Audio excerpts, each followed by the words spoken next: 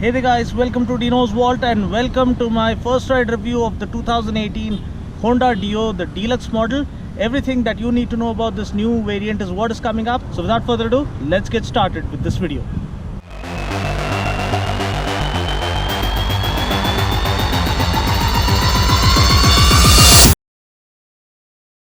The Honda Dio was the first motor scooter to be introduced here in India, but now times have changed. The scooter market has become so crucial for all the two-wheeler manufacturers that scooter sales determine as to who stays ahead and who gets left behind in the race for the top spot. The Activa has been consistently outselling not only its rivals but also some of the best-selling commuter motorcycles in our market, thereby allowing Honda to breathe right down the neck of Hero MotoCorp, who is barely clinging on to the top spot, to further intensify their onslaught in the scooter segment. And also with much more competition emerging in the motor scooter category with the likes of the Ntorq and the SR125, Honda had to give their best-selling motor scooter a much-needed refresh for the year 2018. So here we have the all-new Honda Dio DX or Deluxe Edition that has been launched recently. So what all new do we get with this new Dio DX model? First of all, we get an LED headlamp along with an LED position lamp that was introduced with last year's variant. Next, we have this gold treatment given to the rims, which sure does end up giving the scooter a refreshed look. Another major inclusion is that of a full digital instrument console with a 3-step eco speed indicator.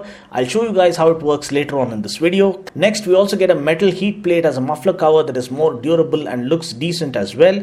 We also now get an additional front hook apart from the regulation underseat hook, which will always come in handy to hook on your grocery bags. We then have a dedicated seat release switch like what we get for the new Activa. We also now get a mobile charging socket as an add-on accessory, which is a must-have for the smart generation of this day and age. Apart from this, we also get other features like tubeless tires, CBS with equalizer, a maintenance-free battery, and a whole lot more. We also now get two new color shades, namely the metallic matte green and the metallic matte grey. Also, as a result of all these added features, the new Dio DX variant is 3,000 rupees dearer than the standard model. Overall, the new matte green color as well as the matte grey color scheme lends the scooter a classy look compared to the funky look that the brighter shades have on offer. Now, talking about under-seat storage, we get 18 liters of storage space, which is decent enough, although I would prefer at least 20 liters of storage space just to match the competition. The Speedo Console looks gorgeous as it lights up, and I believe this is the only scooter in the 110cc segment to offer a fully digital Speedo Console.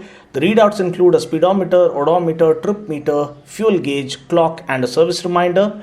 Powering the new Honda Dio Deluxe Edition is the same 109.1cc engine from the Activa that puts out 8 bhp of max power and 8.91 Newton meters of max torque. Please note that at 8.91 Newton meters, the Dio puts out more torque than its direct rival, the Yamaha Ray ZR, the Suzuki Let's, and even the TVS Jupiter. Taking the scooter out for a spin, the refinement that is synonymous with the Honda branding is extremely satisfying, and when we combine this with good initial pickup, we have an unbeatable combination for the Dio to become a segment leader among the moto scooters. Now, though the likes of the Ntorq and the SR125 are setting new standards in the motor scooter segment, there is no real competition for the Dio in the 110cc segment except for the Yamaha Ray ZR, because the Ntorq 125 and the SR125 are priced significantly higher, and the Dio also enjoys the advantage of offering better fuel economy when compared to its 125cc rivals, which are more focused on offering a sporty performance.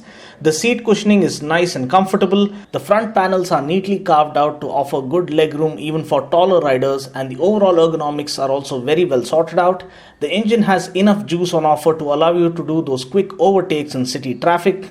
The Dio also boasts of a top speed of 83 km per hour, which is quite impressive for a 110cc scooter. The high-speed stability is also quite decent, but it is hampered by the puny 10-inch wheels. If only Honda could provide 12-inch wheels, that will take the scooter's performance to a completely different level. The braking is decent enough for a scooter in this category. The combi brake system does work well by equally distributing the brake force to both the front and rear wheels, even when you end up using only the rear brake. Now, this is a good safety feature to have on board for rookie riders, because most of the Dio owners happen to be teenagers. Also, for those who are confused between ABS and CBS, I have explained the difference differences in detail in my Honda Hornet 160R 2018 model review video, and you can watch that video by following the link in the description portion below. Also, though the suspension is decent enough to offer a nice and pliant ride over the pothole-ridden city streets, I really hope Honda try and offer telescopic forks in their future upgrade for the Dio. And now taking a look at the 3-step eco speed indicator. Now what it basically does is it tells you that you're riding at the right speed without over revving the scooter or under revving the scooter, such that you can extract maximum fuel economy. Now how this works is, as you start riding, we get a 3-step light indicator that comes on in a sequential manner, and when all 3 lights are on, that means you're riding the scooter at the appropriate speed such that you can extract the best fuel economy from your scooter. The more you ride with the 3 lights on, the better the fuel economy that you would derive from your scooter. And just for the record's sake, I would say that try and ride between speeds of 45 to 50 kilometers per hour for the most part, and you'll see that the mileage of your scooter would be much better. Please note that this applies to any scooter in the 110cc category. Talking about other relevant specs, ground clearance is 158 mm, more than sufficient to clear the speed breakers in the city. Seat height is 765 mm, ideally set for riders of all sizes, at least up to 6 feet tall.